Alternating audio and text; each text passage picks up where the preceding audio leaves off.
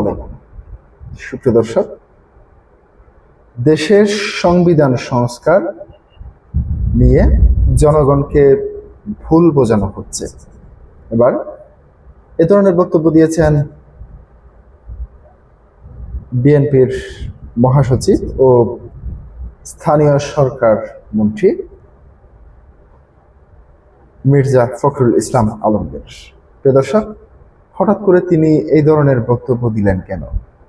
আপনারা জানেন, সংবিধান সংস্কার কিংবা জুলাই সনদ, যে জুলাই সনদ অন্তর্বর্তী সরকারের সময় সই করা হয়েছিল, সেই সই করার সময় আপনাদের মনে আছে হয়তো বিএনপি কিছু কিছু বিষয়ে নোট অফ ডিসেন্ট দিয়েছিলেন।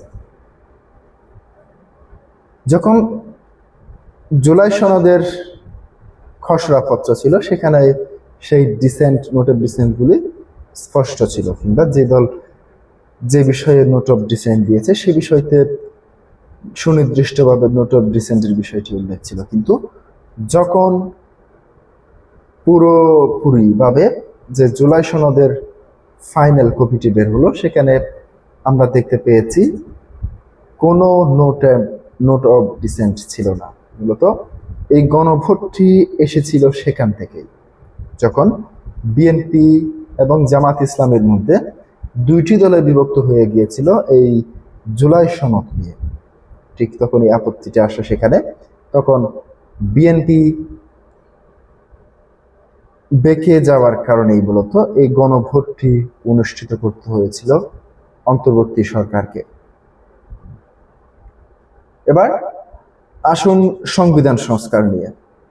সংবিধান সংস্কার করতে চায় বিএনপি, কিন্তু ওই যে বলেছিলাম, বিএনপি যে সমস্ত বিষয়গুলিতে নোট অফ ডিসেন্ট দিয়েছে সেগুলি বাদে বিএনপি তাদের যে সংবিধান সংস্কার সেটি করতে চায়। কিন্তু জামাত ইসলামী কিংবা বিরোধী দলের পক্ষ থেকে যে দাবিটি তোলা হচ্ছে, যেহেতু গণভোটের রায় হয়েছে, সেখানে গণভোট জয়ী হয়েছে, সেক্ষেত্রে বিএনপির যে সমস্ত বিষয়গুলিতে নোট অফ ডিসেন্ট ছিল সেগুলি বাদ হয়ে গিয়েছে।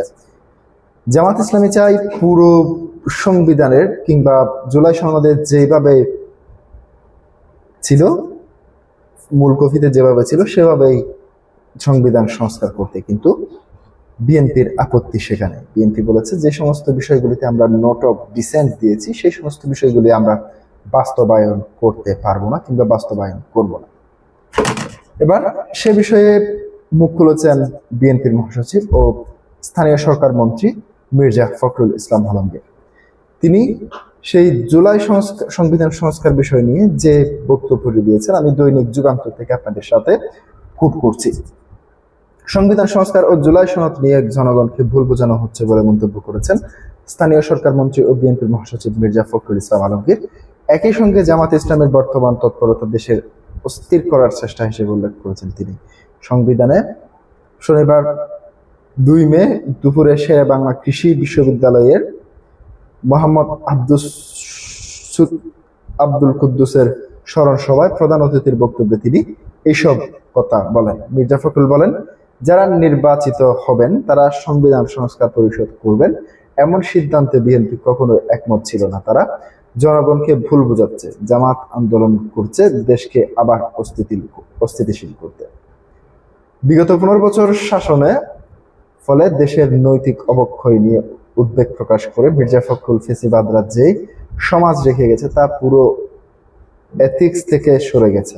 আমরা এখন সরকারের ভেতরে যতই ঢুকছি ততই আতঙ্কিত হচ্ছি। গত 15 বছরের যে তদবিরের প্রচলন চলেছে সেটি ধ্বংসপ্রাপ্ত ব্যবস্থা কিভাবে ঠিক করবে সেটি বড় চ্যালেঞ্জ। তিনি উল্লেখ করেন, দেশে এখন 80 লাখ কোটি টাকা দেনাগ্রস্ত। এই সংকট থেকে উত্তরণের সবাইকে মিলে কাজ করতে হবে। জুলাই সনদ প্রসঙ্গে বিএনপির মহাসচিব বলেন, এই সনদ গঠনের সময় আমরা যারা ছিলাম তখন বলা হয়েছিল সবকিছু ঐক্যমত্যের ভিত্তিতে হবে, নতুবা আমরা তা বাদ দেব। কিন্তু এখন বলছে পুরো সনদই বাস্তবায়ন করতে। তিনি আরো জানান, সংসদের শেষ দিনে বিরোধী দলকে সংবিধান সংশোধন কমিটিতে যোগ দিতে বলা হয়েছে এবং তারা দ্রুত সিদ্ধান্ত জানাবে বলে আশা প্রকাশ করেছে।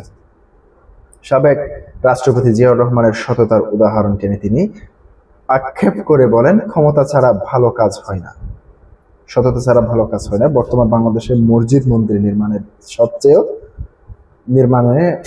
সবচেয়ে বেশি দুর্নীতি হয়। বিশ্ব প্রেক্ষাপটে টিকে থাকতে হলে মেধার চর্চা বাড়ানোর তাগিদ দেন তিনি। স্মরণ সভায় বিশেষ অতিথি ছিলেন প্রধানমন্ত্রীর রাজনৈতিক উপদেষ্টা রুহুল কবির রিজভী। এছাড়াও বিশ্ববিদ্যালয়ের শিক্ষক ও বিভিন্ন পর্যায়ের নেতাকর্মীরা সভায় বক্তব্য দেন। প্রিয় দর্শক, আজকে এ পর্যন্তই। আসসালামু আলাইকুম।